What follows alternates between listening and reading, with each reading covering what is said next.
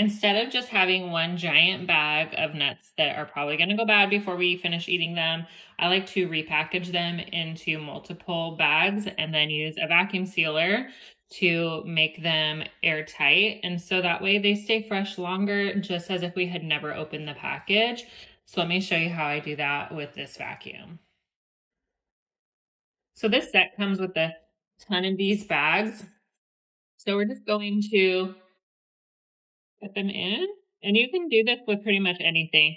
Of course, I'm going to make a big mess, but you just want to put as much as you think you'll use before they go bad. So we're just going to put these nuts here, and it's got this little seal line.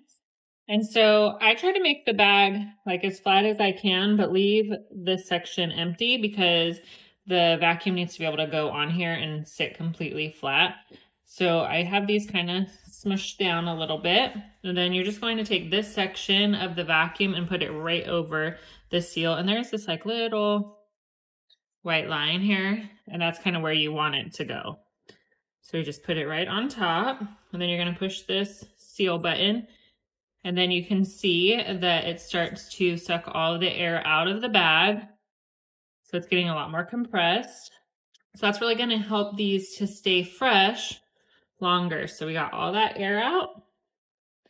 So now we're ready to move on to the next one. So these are nice and compact, and they're going to stay super fresh because there's no air in here. So let's do the next bag.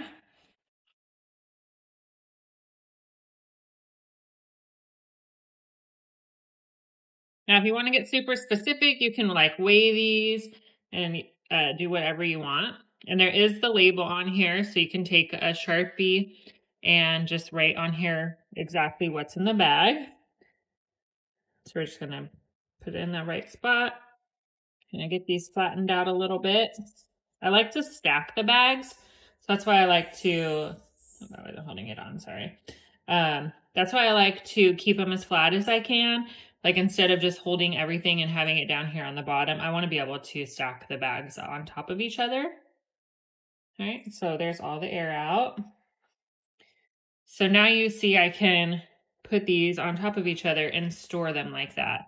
So even I can put them into a basket like that if I want to as well. So just a couple more.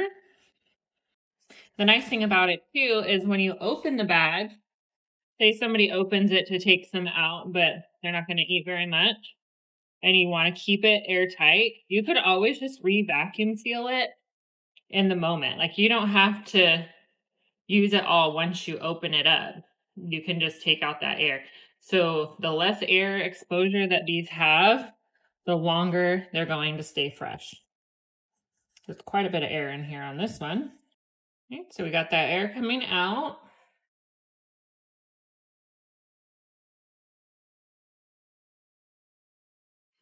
All right, so now that this one's done, we're just gonna do one last bag.